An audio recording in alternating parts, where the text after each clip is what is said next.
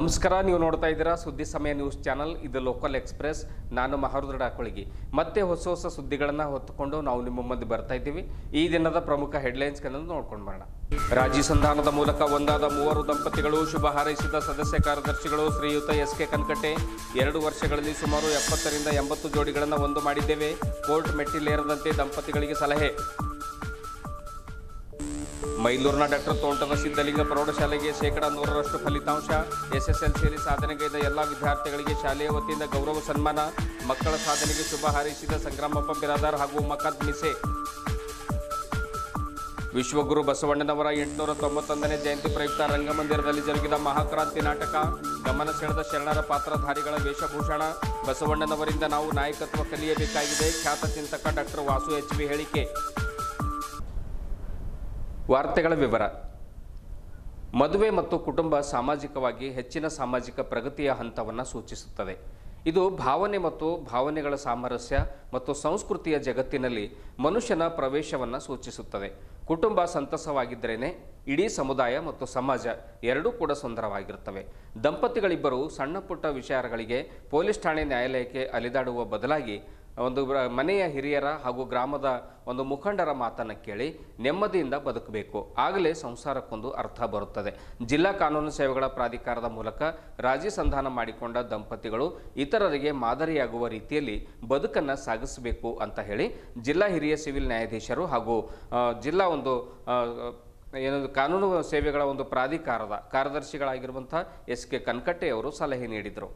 ಬೀದರ್ ತಾಲೂಕಿನ ಮೈಲೂರಿನ ಸುಮಯ್ಯ ಬೇಗಂ ಗಂಡ ಶಮಿ ಬೀದರ್, ಬೀದರ್ ತಾಲೂಕಿನ ನೌಬಾದ್ನ ಪೂಜಾ ಗಂಡ ಸಂತೋಷ್ ಬೀದರ್, ತಾಲೂಕಿನ ನೌಬಾದ್ನ ಸುಕೀರ್ತಾತ್ ಗಂಡ ರಾಹುಲ್ ಇವರ ದೂರನ ಮಹಿಳಾ ಪೊಲೀಸ್ ಠಾಣೆಯ ಸಿಪಿಐರವರಾಗಿರುವಂಥ ಶ್ರೀ ರಾಮಪ್ಪ ಸಾವಳಗಿರವರು ರಾಜಿ ಸಂಧಾನಕ್ಕಾಗಿ 3 ದಂಪತಿಗಳ ಅರ್ಜಿಯನ್ನು ಜಿಲ್ಲಾ ಕಾನೂನು ಸೇವಾ ಪ್ರಾಧಿಕಾರಕ್ಕೆ ಕಳಿಸಿದರು.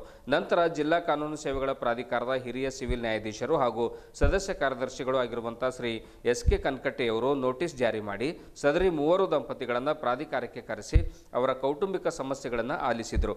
ಗಂಡನನ್ನು ಬುದ್ಧಿಮಾತು ಹೇಳಿ ಒಂದಾಗುವುದು ಅತಿ ಮುಖ್ಯವಾಗಿರುತ್ತದೆ ಮತ್ತು ಕಾನೂನಾತ್ಮಕ ವಿಚಾರಗಳನ್ನು ತಿಳಿಸಿ ಮನ ಪರಿವರ್ತನೆಗೊಳಿಸಿ ಮೇ 9ರಂದು ದಂಪತಿಗಳಿಬ್ಬರನ್ನ ರಾಜಿ ಸಂಧಾನದ ಮೂಲಕ ಒಂದುಗೂಡಿಸಿ ಸಿಹಿ ಹಂಚಿ ಪುಷ್ಪಗಳನ್ನು ವಿನಿಮಯ ಮಾಡಿಸಿಕೊಂಡು ದಂಪತಿಗಳನ್ನು ಒಂದು ಮಾಡಿದ್ರು. ಸದರಿ 3 ದಂಪತಿಗಳ 10ಕ್ಕೂ ಅಧಿಕ ಸಂಬಂಧಿಕರು ಹಾಗೂ ಸಿಪಿಐ ರಾಮಪ್ಪ ಸಾವಳಗಿರವರು, ಆಮೇಲೆ ಜಿಲ್ಲಾ ವಕೀಲರ ಸಂಘದ ಉಪಾಧ್ಯಕ್ಷರಾದ ಗುಂಡೂರೆಡ್ಡಿ, ಆಮೇಲೆ ಕೇಶವ್ ಶ್ರೀಮಾಳೆ ಲೋಕಾಯುಕ್ತ ಅಭಿಯೋಜಕರು ಬೀದರ್, BS ಪಾಟೀಲ್ ಹಿರಿಯ ವಕೀಲರು, ಪ್ರಾಧಿಕಾರದ ಸಿಬ್ಬಂದಿಗಳಾದ ಜಗದೀಶ್ವರ ದೊರೆ, ಆಕಾಶ್ ಸಜ್ಜನ್, ರಾಹುಲ್, ಕುಮಾರಿ ಪ್ರೀತಿ, ಜಿಕೆ, ಜೀವನ್ ಮತ್ತಿತರರು ರಾಜಿ ಸಂಧಾನದ ಮೂಲಕ ಒಂದಾದ ದಂಪತಿಗಳಿಗೆ ಶುಭವನ್ನು ಹಾರೈಸಿದರು.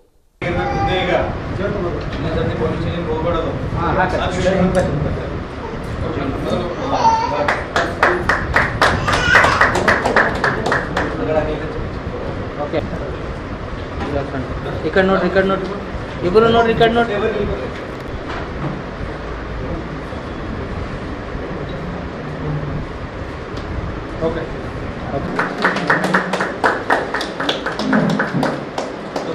ఇక్కడ ನೋಡ್ರಪ್ಪ.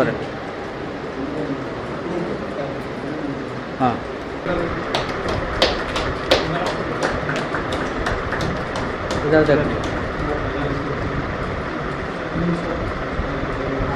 थोड़ा नजीक आओ.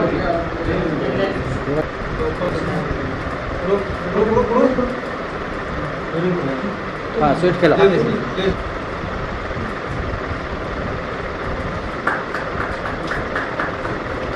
तुम खेलो, आप खेलो. बहुत भारी. Okay okay.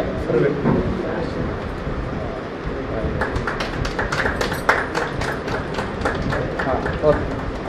Thank you.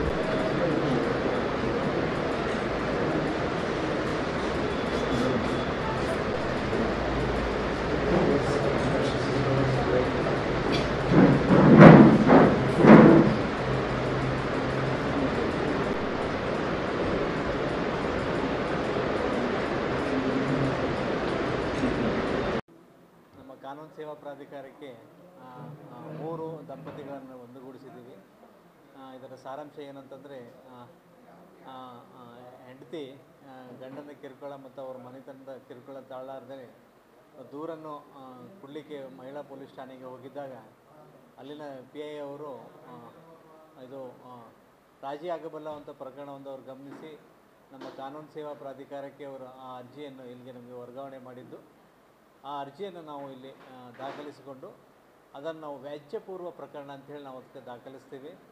ಆ ವ್ಯಾಜ್ಯಪೂರ್ವ ಪ್ರಕರಣ ದಾಖಲಿಸಿಕೊಂಡ ನಂತರ ಉಭಯ ಪಕ್ಷಕಾರರಿಗೆ ಸಂಬಂಧಪಟ್ಟಂಥ ಪೊಲೀಸ್ ಠಾಣೆ ಮುಖಾಂತರ, ಮಹಿಳಾ ಪೊಲೀಸ್ ಠಾಣೆ ಮುಖಾಂತರ ನಾವು ನೋಟಿಸನ್ನು ಜಾರಿ ಮಾಡಿಕೊಂಡು ಅವರಿಬ್ಬರಿಗೆ ಇಲ್ಲಿ ನಾವು ಬರಮಾಡಿಕೊಂಡು ಅವರಿಗೆ ಪ್ರತ್ಯೇಕವಾಗಿರ್ತಕ್ಕಂಥ ಸಿಟ್ಟಿಂಗು ಮತ್ತು ಜಾಯಿಂಟ್ ಸಿಟ್ಟಿಂಗನ್ನು ಮಾಡಿ ಅವರಲ್ಲಿರುವಂಥ ಸಣ್ಣ ಪುಟ್ಟ ಭಿನ್ನಾಭಿಪ್ರಾಯಗಳನ್ನು ನಾವು ಎಲ್ಲ ಬಗೆಹರಿಸಿ ಮಕ್ಕಳ ಹಿತದೃಷ್ಟಿಯಿಂದ ಮತ್ತು ಅವರ ಹಿತದೃಷ್ಟಿಯಿಂದ, ಸಮಾಜದ ಹಿತದೃಷ್ಟಿಯಿಂದ ತಾವೆಲ್ಲರೂ ಒಂದಾಗೋದು ಒಳ್ಳೆಯದಂತ ಹೇಳಿ ಅವರಿಗೆ ತಿಳಿ ಹೇಳಿ ಮತ್ತು ಕಾನೂನಾತ್ಮಕ ವಿಷಯಗಳನ್ನು ಅವರಿಗೆ ತಿಳಿ ಹೇಳಿ ಅವರು ಪರಿವರ್ತನೆಗೊಂಡು ಇವತ್ತು 3 ಕುಟುಂಬದವರು ಎಲ್ಲ ತಮ್ಮ ಮತ್ತೆ ಗಂಡನ ಮನೆಗೆ ಸೇರಿ ಸುಖಕರಮಯವಾಗಿ ಹೋಗ್ತಾ ಇದ್ದಾರೆ.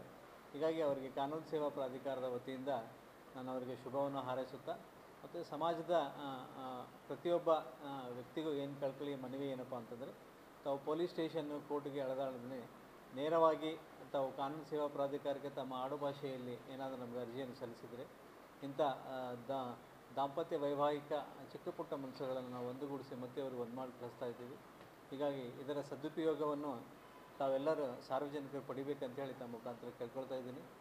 ಮತ್ತು ಸುಮಾರು ನಾವು 2 ವರ್ಷದಲ್ಲಿ ಈ ಜಿಲ್ಲೆಯಲ್ಲಿ ನಮ್ಮ ಕಾನೂನು ಸೇವಾ ಪ್ರಾಧಿಕಾರಕ್ಕೆ ವ್ಯಾಜ್ಯಪೂರ್ವ ಪ್ರಕರಣದಲ್ಲಿ ಈ ದಾಂಪತ್ಯ ಪುನರ್ ಪ್ರಾಪ್ತಿಗೆ ಸುಮಾರು ಒಂದು 70ರಿಂದ 80 ದಂಪತಿಗಳನ್ನು ಒಂದುಗೂಡಿಸಿದ್ದೀವಿ.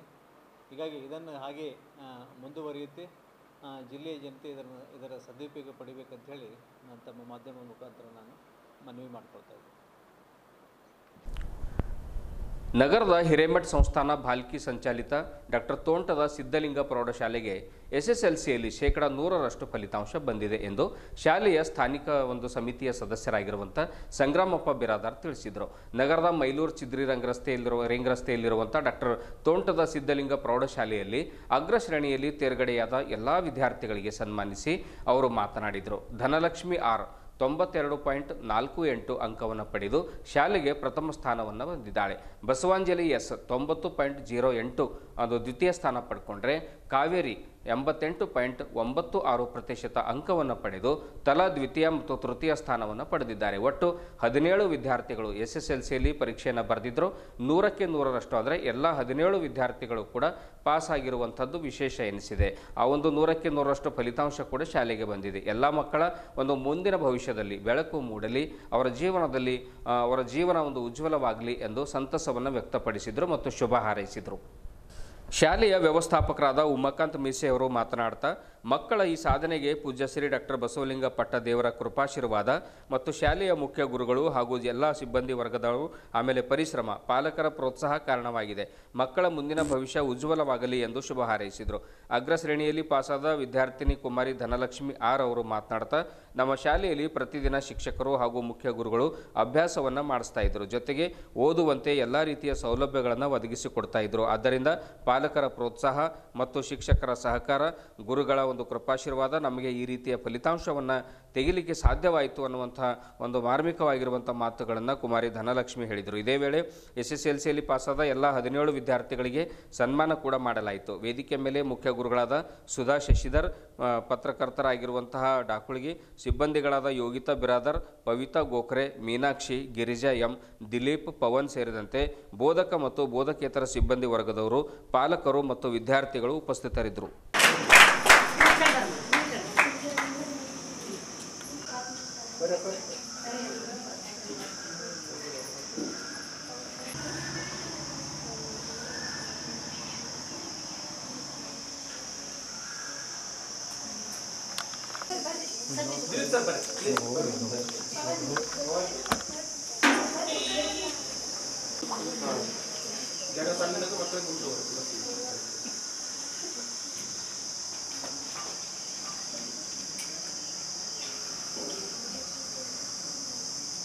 ಲಿಂಗಯ್ಯಮ್ಮ, ಎಲ್ಲರಿಗೂ ಶರಣಾರ್ಥಿ. ನನ್ನ ಹೆಸರು ಧನಲಕ್ಷ್ಮಿ ತಂದೆ ರಾಜ್ಕುಮಾರ್. ನಾನು ಇವತ್ತು ಈ ಸಾಧನೆ ಮಾಡೋಕ್ಕೆ ಕಾರಣ ನನ್ನ ತಂದೆ ತಾಯಿಯ ಪರಿಶ್ರಮ ಹಾಗೂ ನನ್ನ ಎಲ್ಲ ಶಿಕ್ಷಕ ಬಂಧುದವರು. ನಾನು ಈ ಸಾಧನೆ ಮಾಡೋದಕ್ಕೆ ಮೂಲ ಕಾರಣ ನನ್ನ ಶಿಕ್ಷಕರು ವಂದನೆಗಳು. ಹಾಗಾಗಿ ನನ್ನ ಸಂಸ್ಥೆಗೂ ಹಾಗೂ ನನ್ನ ಎಲ್ಲ ಶಿಕ್ಷಕ ವೃಂದದವರಿಗೂ ನನ್ನ ತಂದೆ ತಾಯಿಯರಿಗೂ ಧನ್ಯವಾದ. ಪರ್ಸೆಂಟೇಜ್ ಎಷ್ಟಿದೆ? 92.92. ತಮ್ಮ ಹೆಸರು? ಧನಲಕ್ಷ್ಮಿ ತಂದೆ ರಾಜ್ಕುಮಾರ್. ಓಕೆ. ಶ್ರೀ ಗುರು ಬಸವಲಿಂಗಮ್ಮ. ನನ್ನ ಹೆಸರು ಬಸವಾಂಜಲಿ. ತಂದೆ ಸುಭಾಷ್. ನನ್ನ ಈ ಸಾಧನೆಗೆ ನನ್ನ ತಂದೆ ತಾಯಿ ಹಾಗೂ ನನ್ನ ಶಿಕ್ಷಕ ವೃಂದದವರ ಪರಿಶ್ರಮವಿದೆ. ಹಾಗೂ ನಾನು ಈ ಶಾಲೆಗೆ 2ನೇ ತರಗತಿಯಿಂದ 10ನೇ ತರಗತಿವರೆಗೂ ಓದಿದ್ದೇನೆ. ಟೀಚರ್ಸ್ ಎಲ್ಲ ಹೆಂಗೆ ಅದಾರ ಇಲ್ಲಿ? ಹೆಂಗೆ ಟೀಚಿಂಗ್ ಮಾಡ್ಯಾರಲ್ಲ? ಇಲ್ಲಿನ ಶಿಕ್ಷಣ ತುಂಬ ಚೆನ್ನಾಗಿದೆ. ಎಲ್ಲರಿಗೂ ಶಿಕ್ಷಣ ಜೊತೆಗೆ ಸಂಸ್ಕೃತನೂ ಕಲಿಸ್ತಾರೆ. ತುಂಬ ಚೆನ್ನಾಗಿದೆ. ಎಷ್ಟು ಅಂಕ ಪಡೆದ್ರಿ? 90.208%. ಸದಿಚ್ಛೆಯಂತೆ ಅನೇಕ ಸಂಸ್ಥೆಗಳನ್ನು ನಡೆಸುತ್ತಿರುವ ಕನ್ನಡ ಮಾಧ್ಯಮದಲ್ಲಿ ಅತ್ಯುನ್ನತ ಶಿಕ್ಷಣ ನೀಡಬೇಕೆಂಬ ಹೆಬ್ಬಯಕೆಯಿಂದ ಗುರುಗಳು ಬೀದರ್ ನಗರದಲ್ಲಿ ಕನ್ನಡ ಮಾಧ್ಯಮ ಶಾಲೆ ತೆರೆದು ಇಡೀ ಬೀದರ್ ಜಿಲ್ಲೆಗೆ ಮಾದರಿಯಾಗಿರ್ತಕ್ಕಂಥ ಶಿಕ್ಷಣ ಕೊಡುವುದರಲ್ಲಿ ಯಶಸ್ವಿಯಾಗುತ್ತಿರುವುದು ನಿಮ್ಮೆಲ್ಲರ ಹೆಮ್ಮೆಯ ವಿಷಯ, ಜಿಲ್ಲೆಯ ಪ್ರಗತಿ ವಿಷಯ ಕೂಡ ಆಗಿದೆ. ಕನ್ನಡ ಮಾಧ್ಯಮದಲ್ಲಿ ಮಕ್ಕಳು ಅತ್ಯುನ್ನತ ಶ್ರೇಣಿಯಲ್ಲಿ ಪಾಸಾಗಿ ಸಂಸ್ಥಾಪಕ ಅಧ್ಯಕ್ಷರಾಗಿರ್ತಕ್ಕಂಥ ಗುರುಗಳಿಗೂ ಹಾಗೂ ಇಲ್ಲಿ ಶಾಲೆಯ ಶಿಕ್ಷಕರಿಗೂ ಹಾಗೂ ಮುದ್ದು ಮಕ್ಕಳಿಗೂ ನಮ್ಮ ಪರವಾಗಿ ಅನೇಕ ಹಾರ್ದಿಕ ಅಭಿನಂದನೆಗಳನ್ನು ಸಲ್ಲಿಸ್ತೇವೆ. ಸಂಗ್ರಾಮಪ್ಪ ಬಿರಾದರ್ ಸ್ಥಾನಿಕ ಕಮಿಟಿ ಅಧ್ಯಕ್ಷನಾಗಿ ಕಾರ್ಯನಿರ್ವಹಿಸ್ತೇವೆ. ಸದಿಚ್ಛೆಯಂತೆ ಅನೇಕ ಸಂಸ್ಥೆಗಳನ್ನು ನಡೆಸುತ್ತಿರುವ ಕನ್ನಡ ಮಾಧ್ಯಮದಲ್ಲಿ ಅತ್ಯುನ್ನತ ಶಿಕ್ಷಣ ನೀಡಬೇಕೆಂಬ ಹೆಬ್ಬಯಕೆಯಿಂದ ಗುರುಗಳು ಬೀದರ್ ನಗರದಲ್ಲಿ ಕನ್ನಡ ಮಾಧ್ಯಮ ಶಾಲೆ ತೆರೆದು ಇಡೀ ಬೀದರ್ ಜಿಲ್ಲೆಗೆ ಮಾದರಿಯಾಗಿರ್ತಕ್ಕಂಥ ಶಿಕ್ಷಣ ಕೊಡುವುದರಲ್ಲಿ ಯಶಸ್ವಿಯಾಗುತ್ತಿರುವುದು ನಿಮ್ಮೆಲ್ಲರ ಹೆಮ್ಮೆಯ ವಿಷಯ, ಜಿಲ್ಲೆಯ ಪ್ರಗತಿ ವಿಷಯ ಕೂಡ ಆಗಿದೆ. ಕನ್ನಡ ಮಾಧ್ಯಮದಲ್ಲಿ ಮಕ್ಕಳು ಅತ್ಯುನ್ನತ ಶ್ರೇಣಿಯಲ್ಲಿ ಪಾಸಾಗಿ ಸಂಸ್ಥಾಪಕ ಅಧ್ಯಕ್ಷರಾಗಿರ್ತಕ್ಕಂಥ ಗುರುಗಳಿಗೂ ಹಾಗೂ ಇಲ್ಲಿ ಶಾಲೆಯ ಶಿಕ್ಷಕರಿಗೂ ಹಾಗೂ ಮುದ್ದು ಮಕ್ಕಳಿಗೂ ನಮ್ಮ ಪರವಾಗಿ ಅನೇಕ ಹಾರ್ದಿಕ ಅಭಿನಂದನೆಗಳನ್ನು ಸಲ್ಲಿಸ್ತೇವೆ. ಸಂಗ್ರಾಮಪ್ಪ ಬಿರಾದರ್ ಸ್ಥಾನಿಕ ಕಮಿಟಿ ಅಧ್ಯಕ್ಷನಾಗಿ ಕಾರ್ಯನಿರ್ವಹಿಸ್ತೇವೆ. ವಿಶ್ವಗುರು ಬಸವಣ್ಣನವರ 891ನೇ ಜಯಂತಿಯ ಉತ್ಸವದ ಪ್ರಯುಕ್ತ ನಗರದಲ್ಲಿ ಕಳೆದ 3 ದಿವಸಗಳಿಂದ ವಿವಿಧ ಅರ್ಥಪೂರ್ಣ ಕಾರ್ಯಕ್ರಮಗಳು ನಡೀತಾ ಇವೆ. ಬೈಕ್ ರ್ಯಾಲಿ ಇರಬಹುದು, ಕಾರ್ ರ್ಯಾಲಿ ಇರಬಹುದು, ವಚನ ಸಂಗೀತೋತ್ಸವ ಕಾರ್ಯಕ್ರಮ, ಮಹಾಕ್ರಾಂತಿ ನಾಟಕಗಳು, ಉಪನ್ಯಾಸ ಕಾರ್ಯಕ್ರಮಗಳು ಜರುಗ್ತಾ ಇವೆ. ಬುಧವಾರ ಮೇ 8ರಂದು ರಾತ್ರಿ ಶರಣರ ಸಾಧನೆ ಆಧಾರಿತ ಮಹಾಕ್ರಾಂತಿ ನಾಟಕ ಜರುಗಿತು. ಇದರಲ್ಲಿ ಬಸವೇಶ್ವರ, ಅಲ್ಲಮಪ್ರಭುಗಳು, ವೀರವಿರಾಗಿಣಿ ಅಕ್ಕಮಹಾದೇವಿ, ಶಿವಯೋಗಿ ಸಿದ್ದರಾಮೇಶ್ವರರು ಸೇರಿದಂತೆ ಹಲವಾರು ಶರಣರ ಒಂದು ವೇಷಧಾರಿಗಳು ತಮ್ಮ ನಾಟಕದ ಮೂಲಕವಾಗಿ ಸಭಿಕರ ಗಮನ ಸೆಳೆದರು. 12ನೇ ಶತಮಾನದ ಶರಣರೇ ಕಣ್ಮುಂದೆ ಬಂದು ನಿಂತಂತೆ ಭಾಸ ಆಗ್ತಾ ಇತ್ತು. ಆ ಸಂದರ್ಭದಲ್ಲಿ ಬೆಂಗಳೂರಿನ ಖ್ಯಾತ ಒಂದು ಚಿಂತಕರಾಗಿರುವಂಥ ಡಾಕ್ಟರ್ ವಾಸು HV ಅವರು ಕೂಡ ವಿಶೇಷ ಉಪನ್ಯಾಸವನ್ನು ನೀಡಿದರು. ಬಸವಣ್ಣನವರ ನಾಯಕತ್ವವನ್ನು ನಿಜವಾಗ್ಲೂ ಕೂಡ ನಾವು ಕಲಿಬೇಕಾಗಿದೆ ಅನ್ನುವಂಥ ಮಾತನ್ನು ಕೂಡ ಅವರು ಹೇಳಿದರು. ಇದೇ ವೇಳೆ ಭಾಲ್ಕಿಯ ಪೂಜ್ಯಶ್ರೀ ಡಾಕ್ಟರ್ ಬಸವಲಿಂಗ ಪಟ್ಟದೇವರು, ಹುಲಸೂರಿನ ಪೂಜ್ಯಶ್ರೀ ಶಿವಾನಂದ ಮಹಾಸ್ವಾಮಿಗಳು, ಸಮಿತಿಯ ಅಂದರೆ ಬಸವ ಸಮಿತಿಯ ಬಸವ ಜಯಂತಿ ಉತ್ಸವ ಸಮಿತಿಯ ಅಧ್ಯಕ್ಷರಾಗಿರುವಂತಹ ಸುರೇಶ್ ಚಂದ್ ಶೆಟ್ಟಿ, ರಾಜೇಂದ್ರ ಕುಮಾರ್ ಗಂದಿಗೆ ಸೇರಿದಂತೆ ಇನ್ನಿತರ ಪದಾಧಿಕಾರಿಗಳು ಹಾಗೂ ಮುಖಂಡರು ಕೂಡ ಈ ಸಂದರ್ಭದಲ್ಲಿ ಉಪಸ್ಥಿತರಿದ್ದರು. ಮಂಟಪ ಸಕಲ ಜೀವರಾಶಿಗಳಿಗೆಲ್ಲ ಈ ಭೂಮಿನ ಸ್ವರ್ಗ ಮಾಡೋದು ನಮ್ಮ ಕೆಲಸ ಅಂತ ನಮಗೆ ನೀವ ಕಲಿಸಿ. ಸ್ವರ್ಗ ನರಕಗಳು ಬೇರೆಲ್ಲೂ ಇಲ್ಲ ಮಾಚಿದೇವರೇ. ಸತ್ಯವ ನುಡಿಯುವುದೇ ಸ್ವರ್ಗಲೋಕ, ಮಿಥ್ಯವ ನುಡಿಯುವುದೇ ನರಕಲೋಕ. ಸುಳ್ಳು ಹೇಳಿ ಸೌಧ ಕಟ್ಟಿದವರು, ಸತ್ಯ ಮಾರ್ಗದಲ್ಲಿ ಸಾತ್ವಿಕರಾಗಿ ಬದುಕಿದವರು ಮರಳಿ ಹೋಗುವುದು ಅದೇ ಮಣ್ಣಿಗೆ. ಇದೆ ಎನ್ನುವುದು ಆಸ್ತಿಯಾಗುವುದಾದರೆ ಇಲ್ಲ ಎನ್ನುವುದು ಆಸ್ತಿಯಾಗಬಹುದಲ್ಲವೇ? ಹೇಳಿ ಕೇಳಿ ನಾವು ಕೆಳ ಜಾತಿಯವರು, ಕಸ್ಬು ಕೂಡ ಅಂತದ್ದೈತಿ. ಅದ ಕಸ್ಬಿಟ್ಕೊಂಡು ಜಾತಿ ಬಿಟ್ಟು ಶರಣರಾಗಿವೆ ಅಂದ್ರ ಜನ ಹೆಂಗ್ ನಂಬ್ತಾರ? ನೀವ ಹೇಳ್ರಣ್ಣ. ಹೌದು ಅಣ್ಣ, ಪೂಜೆ ಮಾಡೋರು, ವೇದ ಓದೋರು, ಮಂತ್ರ ಹೇಳೋರಿಗೆ ನಮ್ ಕಸ್ಬನ ಅವಧಿಗೆ ಸಮಾಂತ ಒಪ್ಕೊಳ್ಳಕ್ಕೆ ಸಾಧ್ಯನ ಅಣ್ಣ? ಸುಮ್ನೆ ನಮ್ ಕಸ್ಬು ನಾವೇ ಮಾಡ್ತಾ ನಮ್ ಜಾತಿನಾಗ ಶಿವಶಿವ ಅಂತ ಬದುಕೋಣಂತ ಮಾಡಿವಿ. ಬಸವಣ್ಣ ಸುಮ್ನೆ ಉತ್ತಮಸ್ಥರ ಉತ್ಸವ ಯಾಕಂತ ಅಣ್ಣವರೇ? ಹರಳಯ್ಯನವರೇ, ನಾವು ಬದುಕೋದಕ್ಕೆ ಮಾಡೋ ಕೆಲಸವನ್ನ ಕಸುಬು ಅಂತೀವಿ. ಪುರೋಹಿತ್ಯಾನು ಕಸುಬು, ಪುಟ್ಟಿ ಮಾಡೋದು ಕಸುಬು. ಬಟ್ಟಿ ಹೊಲಿಯೋದು ಹೇಗೋ ಚಪ್ಲಿ ಹೊಲಿಯೋದು ಅಷ್ಟೇ. ಚಪ್ಲಿ ಹಾಕೋರು ಅದನ್ನ ಮಾಡೋರ್ನ ಕೀಳು ಅನ್ಬಾರ್ದು. ಕ್ಷೌರ ಮಾಡಿಸ್ಕೊಳ್ಳೋರು ಕ್ಷೌರಿಕನನ್ನ ಕೀಳಾಗಿ ನೋಡೋದು ಯಾಕೆ? ಈ ಮೇಲು ಕೀಳು ಅನ್ನೋ ಸಂಘರ್ಷನ ನಾವು ಹೆದರಿಸಲೇಬೇಕು. ಸಂಘರ್ಷ ಇಲ್ಲದೆ ಸಮಾನತೆ ಸಾಮರಸ್ಯ ಸಾಧ್ಯ ಅದೇನು? ಅಣ್ಣ, ಮೇಲ್ನೋರ ವಿರೋಧ ಕಟ್ಕೊಂಡ್ರ ಅವರು ನಮ್ಮ ಸರಕನ್ನು ಕೊಂಡ್ಕಳಿಲ್ಲ ಅಂದ್ರ, ನಮ್ಮನ್ನ ಕೆಲ್ಸಕ್ಕೆ ಸೇರ್ಸ್ಕೊಳ್ಳಿಲ್ಲ ಅಂದ್ರೆ ನಾವೆಲ್ಲ ಬದುಕೋದ್ ಹೆಂಗಂತ? ಹಂಗಾಗ್ಲಿಕ್ಕಿಲ್ಲ. ಆದ್ರೂ ಅದು ಕ್ಷಣಿಕ. ಅವ್ರಿಗೆ ಚಪ್ಪಲಿ ಇಲ್ಲದೆ ನಡೆಯೋಕೂ ಆಗಲ್ಲ, ಅದನ್ನ ಮಾಡ್ಕೊಳ್ಳೋಕೂ ಆಗಲ್ಲ. ಅದಕ್ಕೆ ಇದು ಅವರಿಗೆ ತಿಳಿಯೋ ಹಂಗ ನಾವ ತಿಳಿಸ್ಬೇಕು, ಮತ್ತೆ ನಡ್ಕೋಬೇಕು. ನಾವು ಮಾಡೋ ವಸ್ತುಗಳನ್ನ ಚೆನ್ನಾಗಿ ಮಾಡಿ ಅದ್ರ ಬೆಲೆ ಎಷ್ಟಾಗ್ತದೋ ಅಷ್ಟ ತಗೋಬೇಕು. ಹೆಚ್ಚು ತಗೊಂಡ್ರೆ ಹಂಗಾಗ್ತದೆ, ಕಡಿಮೆ ಆದ್ರೆ ಬದುಕಂಗಿಲ್ಲ. ನಾವು ಮಾಡೋ ಕೆಲಸದಾಗ ನಿಷ್ಠೆ ಪ್ರೀತಿ ಇದ್ದು ತಗೊಳ್ಳೋ ಪ್ರತಿಫಲದಾಗ ತೃಪ್ತಿ ಇರಬೇಕು. ನಾವು ಮಾಡ್ಕೊಂಡ ಅಸಮಾನತೆನ ನಾವೇ ಸರಿ ಮಾಡ್ಕೋಬೇಕಲ್ಲ. ನಾವ್ ಕೆಲಸ ಬೇಕಾದ್ರೆ ಹೆಚ್ಚು ಮಾಡೋಣ, ಆದ್ರೆ ತಗೊಳ್ಳೋ ಬೆಲೆ ಮಾತ್ರ ನಮ್ಮ ಒಂದು ದಿನದ ಜೀವನಕ್ಕೆ ಎಷ್ಟು ಬೇಕಾ ಅಷ್ಟ ಸಾಕಲ್ಲ. ಅಕ್ಕಿ ವ್ಯಾಪಾರದವ್ರ ಜಾಗದಾಗ ಬಿತ್ತಕ್ಕಿ ಆಗೋ ಕೆಲಸ ನಂದು. ಒಂದು ದಿನ ಒಂದು ಇಡೀ ಅಕ್ಕಿನ ಜಾಸ್ತಿ ತಂದಿದ್ದಕ್ಕ ಈ ಸಕ್ಕಿ ಆಸೆ ನಮಗೆ ಯಾಕೆ? ಆಸೆ ಎಂಬುದು ಅರಸನಿಗಲ್ಲದೆ ಶಿವಭಕ್ತರಿಗಲ್ಲ. ನಮಗ ಆ ಶಿವನ ಮೇಲಿನ ಭಕ್ತಿಯ ಆಸ್ತಿ ಅನ್ನೋದ. ಆಹಾ, ಎಂಥ ಮಾತು ಮಾರಣ್ಣನವರೇ!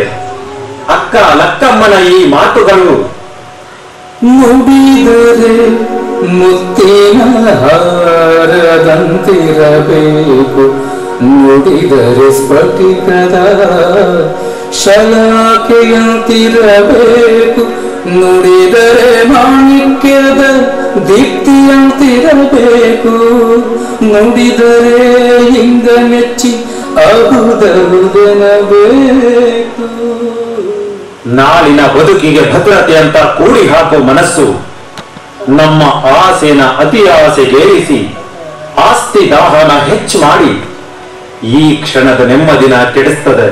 ಅದಕ್ಕೆ ನಾನು ಈಗಲೇ ಹೇಳ್ತೀನಿ, ಹೊಂದಿನೊಳಗೊಂದೊರೆಗೆ ಸೀರೆಯೊಳಗೊಂದೆಳಿಗೆ ಅನ್ನದೊಳಗೊಂದಗುಳ ಎಂದಿಂಗೆ ನಾಳಿಂಗೆ ಬೇಕೆಂದನಾದಡೆ ನಿಮ್ಮ ನಿಮ್ಮ ಪುರಾತನರ ಆಣೆ. ನನ್ನ ತಲೆದಂಡ ಸತ್ಯ ಶುದ್ಧ ಮನಸ್ಸಿನಿಂದ ಮಾಡೋ ಕೆಲಸವನ್ನ ಕಾಯಕ ಅನ್ನೋಣ. ನಾವಾದ್ರೂ ಮಾಡೋ ಕೆಲ್ಸನ ಶಿವಪೂಜೆ ಅನ್ಕೊಂಡಿವಿ. ಅದಕ್ಕ ಕಟ್ಕೊಂಡ ಈ ಇಷ್ಟಲಿಂಗನ ಸಾಕ್ಷಿಯಾಗದ. ಈ ಕಾಯಕನ ಕೈಲಾಸ ಅಲ್ಲ ಮತ್ತ.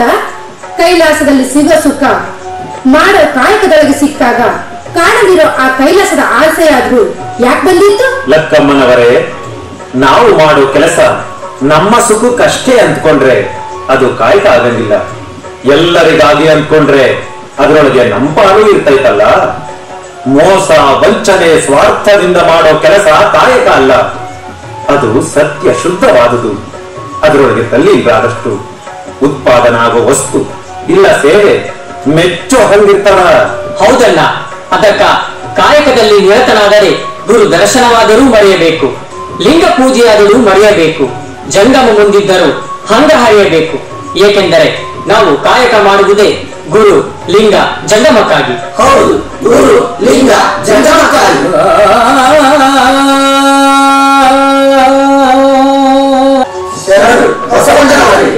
ಎಲ್ಲ ಶರಣ ಶರಣೆಯರಿಗೂ ಶರಣು ಶರಣಾರ್ಥಿಗಳು. ಬಸವಣ್ಣ ತಾವು ಮಹಾಮಂತ್ರಿಗಳು, ಉತ್ತಮ ಕುಲದಲ್ಲಿ ಹುಟ್ಟಿದಂತಹ ಜ್ಞಾನಿಗಳು. ಕೆಳ ಜಾತಿಯ ನಮಗೆ ತಮ್ಮ ಕೂಡ ಇರೋದಂದ್ರ ನಮ್ಮ ಸೌಭಾಗ್ಯ. ಹಾಗೆನ್ನದಿರಿ ಕಕ್ಕಯ್ಯನವರೇ, ನಿಮ್ಮ ಮನೆಯ ದಾಸಿಯ ಮಗನಾನು ಎಂದು ಭಾವಿಸಿ ಜಾತಿಯ ಕಟ್ಟಳೆಯನ್ನ ಕಿತ್ತು ಶರಣರಾದ ನಮಗೆ ಆ ಜಾತಿಯ ಕಳಂಕದ ನೆನಪು ಬೇಡ. ಹುಟ್ಟು ಸಾವು ಸಂದರ್ಭಗಳೇ ಜಾತಿ ಗುರುತಿನ ಮೂಲಗಳಾಗಿರುವುದರಿಂದ ಅವುಗಳ ಪ್ರಾಮುಖ್ಯತೆ ಮರೆತು ಅವೆರಡರ ಮಧ್ಯದ ಬದುಕಿಗಷ್ಟೇ ನಾವು ಬೆಲೆ ಕೊಡೋಣ. ನಾವೆಲ್ಲ ಆ ಸಂಗಮನಾಥನ ಬಹುರೂಪಗಳಷ್ಟೇ. ಎಲ್ಲಿ ಯಾರಿಗೆ ಯಾವ ಜಾತಿಗೆ ಹುಟ್ಟಿದ್ದೇವೆ ಎನ್ನುವುದಕ್ಕಿಂತ ಹೇಗೆ ಬದುಕುತ್ತೇವೆ ಎನ್ನುವುದು ಮುಖ್ಯ. ಹುಟ್ಟಿನ ಮೂಲ ಮುಖ್ಯವಾಗುವುದು ಜಾತಿ ವ್ಯಸನಿಗಳಿಗೇ ವಿನಃ ಅದನ್ನ ತೊರೆದ ಶರಣರಿಗಲ್ಲ. ಹೋಗಲಿ ಬಿಡಿ, ಅದರ ಬಗ್ಗೆ ಚರ್ಚೆ ಏಕೆ? ನಾನು ಹಾರವನೆಂದಾದರೆ ನಿಮ್ಮಿಂದ ಮುಟ್ಟಿಸಿಕೊಳ್ಳದೆ ನಾನೂ ಅಸ್ಪೃಶ್ಯ. ನಾಲ್ಕು ಗೋಡೆಗಳ ಮಧ್ಯದ ಈ ಮಂಟಪದೊಳಗೆ ನಾವು ಹೇಗಿದ್ದೇವೋ ಹಾಗೆಯೇ ಗೋಡೆಗಳಿರದ ಸಮಾಜದೊಳಗೂ ಬದುಕುವುದು ನಮ್ಮ ಗುರಿಯಲ್ಲವೇ? ಓಹೋ, ಕುಳಿತುಕೊಳ್ಳಿ ಶರಣರೇ, ಕುಳಿತುಕೊಳ್ಳಿ.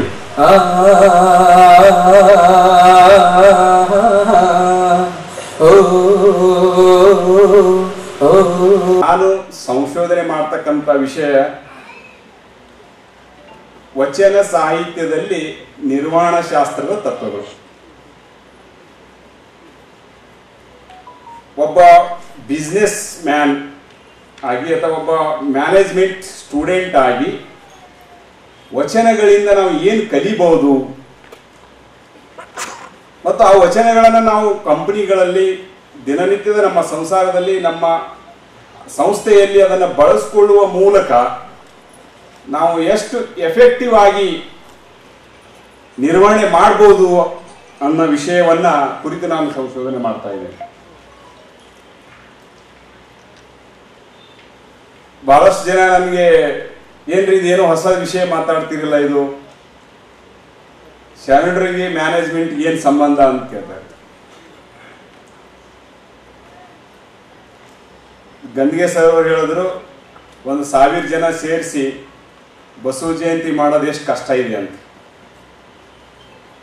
ಲಕ್ಷದ ಮೇಲೆ 96,000 ಪ್ರಮಥರು, 770 ಅಮರಗಣಗಳು, ಅಸಂಖ್ಯಾತ ಭಕ್ತಗಣಗಳು ಕಲ್ಯಾಣಕ್ಕೆ ಯಾಂಗ್ ಬಂದರು.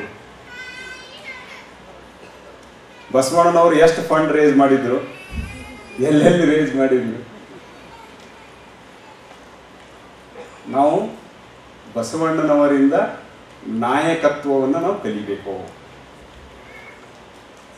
ನಾನು ಮತ್ತೆ ನನ್ನ ವಿದ್ಯಾರ್ಥಿ Indian institute of management IIM ನಾಗ್ಪುರಲ್ಲಿ ಅಸಿಸ್ಟೆಂಟ್ ಪ್ರೊಫೆಸರ್ ಇದ್ದಾರೆ.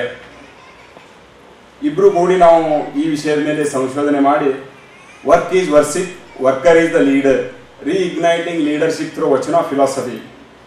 ಅಂದರೆ ಕಾಯಕವೇ ಕೈಲಾಸ, ಶರಣನೇ ನಾಯಕ, ವಚನ ಸಾಹಿತ್ಯದ ಮೂಲಕ ನಾಯಕತ್ವದ ಪುನರ್ ಪರಿಶೀಲನೆ ಅಂತಕ್ಕಂಥ ಒಂದು ವಿಷಯದ ಮೇಲೆ ನಾವೊಂದು ಒಂದು ಪ್ರಬಂಧವನ್ನು ಬರೆದಿದ್ವಿ.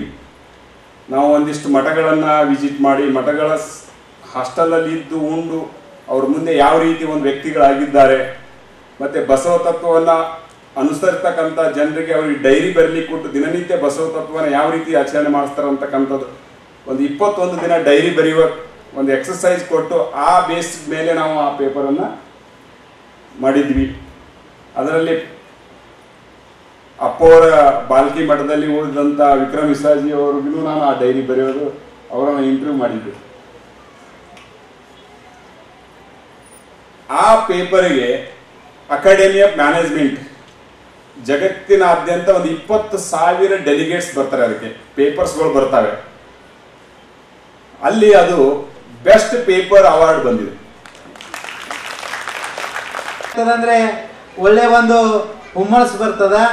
ಅದಕ್ಕಾಗಿ ನಮ್ಮ ಗದ್ದಿಗೆ ಅವರು ಹೇಳಿದಾಗ, ಯಾಕಂದ್ರೆ ಗದ್ದಿಗೆಯವರಾಗಲಿ ಹಿಂದಿನ ಅಧ್ಯಕ್ಷರಾಗಲಿ ಎಲ್ಲರೂ ಕಷ್ಟಪಟ್ಟು ಇವತ್ತು ಭಾಳ ದೊಡ್ಡದಾಗಿರ್ತಕ್ಕಂಥ ಕಾರ್ಯಕ್ರಮ ಮಾಡ್ತಿದ್ದಾರೆ.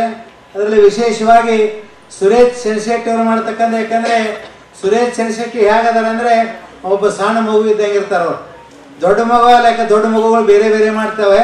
ಆದರೆ ಸುರೇಶ್ ಶೆಣಶೆಟ್ಟಿ ಅಂದ್ರೆ ಸಣ್ಣ ಮಗು ಇದ್ದಂಗೆ, ಯಾವಾಗಲೂ ನಗ್ತಾ ನಗ್ತಾ ಯಾವುದೇ ನೀವು ವಜ್ಜೆ ಹಾಕ್ರಿ, ಸಣ್ಣದಾಗಲಿ ದೊಡ್ಡದಾಗಲಿ ಅದನ್ನು ತನ್ನ ಹೆಗಲ ಮೇಲೆ ಹೊತ್ಕೊಂಡು ಒಳ್ಳೆ ಕೆಲಸ ಮಾಡತಕ್ಕಂಥ ನಮ್ಮ ಸುರೇಶ್ ಶೆಣಶೆಟ್ಟಿ ಅವರು, ವಿರೂಪಾಕ್ಷ ಗಾದಿಯವರಿಗೆ ಒಂದು ಸಲ ನೀವೆಲ್ಲರೂ ಏನು ಮಾಡ್ರಿ, ಚಪ್ಪಾಳೆಯನ್ನು ತಟ್ಟಿ ಧನ್ಯವಾದಗಳು ಹೇಳಬೇಕು. ಯಾಕಂದ್ರೆ ಮುಂದೆ ಹಿಂಗೆ ಕೆಲಸ ಮಾಡ್ತಾ ನೀವು ಹೋಗ್ಬೇಕಂತೇಳಿ ಅವ್ರಿಗೆ ಕೆಲಸ ಮಾಡ್ರಿ. ಅದಕ್ಕಾಗಿ ಇವತ್ತು ಬಸವ ಜಯಂತಿ, ಅದು ಬಸವ ಜಯಂತಿ ಅಂದರೆ ನಮ್ಮೆಲ್ಲರ ಜಯಂತಿ. ಅದು ಕೇವಲ ಏನು ಕೇಳಿದಾಗ ಜಯಂತಿಯನ್ನು ಮಾಡಿ ಬಿಡ್ತಕ್ಕಂಥ ಜಯಂತಿ ಅಲ್ಲ. ನಮ್ಮ ಜೀವನದಲ್ಲಿ ಏನು ಮಾಡಬೇಕಂದ್ರೆ 12 ತಿಂಗಳು ಏನು ಮಾಡಬೇಕು, ಬಸವ ಜಯಂತಿಯನ್ನು ನಾವೆಲ್ಲರೂ ಆಚರಣೆ ಮಾಡಬೇಕು, ವಚನಗಳ ಪಠಣ ಮಾಡಬೇಕು. ವಚನಗಳನ್ನು ಏನು ಮಾಡಬೇಕಂದ್ರೆ ನಮ್ಮ ಜೀವನದಲ್ಲಿ ಅಳವಡಿಸಬೇಕು. ಆ ವಚನಗಳ ಜೀವನದಲ್ಲಿ ಅಳವಡಿಸಿಕೊಂಡು ಅದರಂತೆ ನಡಿಬೇಕನ್ನತಕ್ಕಂಥ ಮಾತನ್ನು ಈ ಸಂದರ್ಭದಲ್ಲಿ ಹೇಳಿ, ನಾನು ಈಗಾಗಲೇ ಕೇಳಿದಾಗ ಬೇರೆ ಬೇರೆ ಕಾರ್ಯಕ್ರಮದಲ್ಲಿ ಭಾಗವಹಿಸಿ ಬಂದುದರಿಂದ ಮುಂಜಾನೆಯಿಂದ ಏನೋ ಸ್ನಾನ ಮಾಡಿಲ್ಲ, ಇದನ್ನ ಸ್ನಾನ ಮಾಡಿದ್ದೇವೆ. ಪ್ರಸಾದ 24 ಬಸವ ಜಯಂತಿ ಉತ್ಸವದ ನಿಮಿತ್ತವಾಗಿನೇ ಒಂದು ಮಕ್ಕಳಲ್ಲಿ ಬಸವ ಜಯಂತಿ ಮಕ್ಕಳಲ್ಲಿ ಜ್ಞಾನ ಬಿತ್ತಣಿಕೆ ಕಾರ್ಯಕ್ರಮವನ್ನು ಕೂಡ ಬಸವ ಕಲ್ಯಾಣದ ಪರುಷಕಟ್ಟೆಯಲ್ಲಿ ಪ್ರಾರಂಭವಾಗ್ತಾ ಇದೆ. 3 ವರ್ಷದಿಂದ 6 ವರ್ಷದ ಮಕ್ಕಳಿಗೆ ಅಲ್ಲಿ ಬೆಳಗ್ಗೆ 6 ಗಂಟೆಯಿಂದ 7:30 ಗಂಟೆ ತನಕ ಮಕ್ಕಳಲ್ಲಿ ಅಕ್ಷರ ಜ್ಞಾನ ಬಿತ್ತಣಿಕೆ ಕಾರ್ಯಕ್ರಮ ನಡೀತಾ ಇದೆ. ಬಸವಣ್ಣನವರು ಹುಟ್ಟಿದ ದಿವಸ, ಯಾಕಂದ್ರೆ ಇಡೀ ಜಗತ್ತಿಗೆ ಅರಿವೇ ಗುರು ಅಂತಕ್ಕಂಥ ತತ್ವ ಕೊಟ್ಟು ವರ್ಲ್ಡ್ ನಾಲೆಜ್ ಡೇ ಬಸವಣ್ಣನವರ ಒಂದು ಜಯಂತಿಯಲ್ಲಿ ಆಗ್ಬೇಕು, ಅವರು ಹುಟ್ಟಿದ ದಿನಕ್ಕೆ ಘೋಷಣೆ ಆಗ್ಬೇಕು ಅಂತ ಒಂದು ಇಡೀ ಜಗತ್ತಿಗೆ ಜ್ಞಾನ ಕೊಟ್ಟಿರ್ತಕ್ಕಂಥ ಗುರು ಬಸವಣ್ಣನವರ ಜಯಂತಿಯ ದಿವಸ ಮಕ್ಕಳಲ್ಲಿ ಜ್ಞಾನ ಬಿತ್ತಣಿಕೆ ಕಾರ್ಯಕ್ರಮ ಪ್ರಾರಂಭವಾಗ್ತಾ ಇದೆ. ನೀವು ಕೂಡ ನಿಮ್ಮ ನಿಮ್ಮ ಮನೆಗಳಲ್ಲಿ 3 ರಿಂದ 6, 7 ವಯಸ್ಸಿನ ಮಕ್ಕಳಿಗೆ ಅವತ್ತಿನ ದಿವಸ ಬೆಳಗ್ಗೆ ಅಲ್ಲಿ ಓಂ ಬಸವ ಅಂತ ತಿಳ್ಕೊಂಡು ಪಾಟಿ ಮೇಲೆ ನೀವು ಬರೆಸ್ಬೇಕು. ಯಾವ ರೀತಿ ಮಾಡ್ಬೇಕು ಅಂತಕ್ಕಂತ ಒಂದು ಪದ್ಧತಿನೂ ಕೂಡ ನಿಮ್ಗೆ ಆಮೇಲೆ ಅಲ್ಲಿ ತಿಳಿಸಲಾಗ್ತಾ ಇದೆ. ಅದಕ್ಕಂತ ಒಂದು ಕಾರ್ಯಕ್ರಮ ತಾವೆಲ್ಲರೂ ಕೂಡ ನೆರವೇರಿಸಿಕೊಂಡು ಬರಬೇಕು. ಎಲ್ಲಿವರೆಗೆ ನಾವು ಶರಣ ಸಂಸ್ಕೃತಿ ನಮ್ಮ ಕಾರ್ಯಗಳಲ್ಲಿ, ನಮ್ಮ ಮನೆಗಳಲ್ಲಿ, ಮನದಲ್ಲಿ ನಾವು ಬೆಳೆಸಲು ಅಲ್ಲಿವರೆಗೆ ಈ ತತ್ವ ಬೆಳೋದಿಲ್ಲ. ಅದಕ್ಕಂತ ಒಂದು ಕಾರ್ಯ, ಯಾಕಂದ್ರೆ ಮನೆ ಪ್ರಸಾದೀಕರಣ ಮಾಡ್ಬೇಕಾದ್ರೂ ಕೂಡ ನಾವು ವಚನ ಪಠಣ ಮಾಡಿನೇ ಮಾಡಬೇಕು. ಮತ್ತೆ ಮಕ್ಕಳಿಗೆ ಸಂಸ್ಕಾರ ಕೊಡದಿದ್ರು ಕೂಡ ವಚನ ಪಠಣ ಮಾಡಿ ಲಿಂಗ ದೀಕ್ಷೆಯನ್ನು ಮಾಡಿನೇ ನಾವು ಕಾರ್ಯಕ್ರಮಗಳನ್ನು ಮಾಡಬೇಕು. ಅಂತ ಒಂದು ಸಂಸ್ಕೃತಿ ನಾವು ಮಕ್ಕಳಲ್ಲಿ ಹುಟ್ಟಿ ಹಿಡ್ಕೊಂಡು ಕೊನೆವರೆಗೂ ಕೂಡ ಈ ಶರಣ ಸಂಸ್ಕೃತಿ ನಾವು ಮನೆಗಳಲ್ಲಿ ಬೆಳೆಸ್ಕೊತ ಹೋದೆವು ಅಂತಂದ್ರೆ ಈ ಒಂದು ಶರಣ ಸಂಸ್ಕೃತಿ ಒಂದು ಜನಾಂಗ ನಿರ್ಮಾಣ ಆಗ್ಲಿಕ್ಕೆ ಸಾಧ್ಯ ಆಗ್ತದೆ. ಅದಕ್ಕಂತ ಒಂದು ಸಂಸ್ಕೃತಿ ನಾವೆಲ್ಲರೂ ಕೂಡ ಅಲ್ಲಿ ಬೆಳೆಸೋಣ ಅಂತ ತಿಳ್ಕೊಂಡು ಪ್ರಾರ್ಥಿಸಿ. ಯಾಕಂದ್ರೆ ಈಗ ಇದುವರೆಗೂ ಸುದ್ದಿ ಕೊಟ್ಟಿರುವ ನಾನು ಮಹರ್ದೊಡ್ಡಾಕೊಳಿಗೆ ಮತ್ತೆ ಮುಂದಿನ ವಾರ್ತೆಗಳೊಂದಿಗೆ ಭೇಟಿಯಾಗೋಣ. ವಂದನೆಗಳು.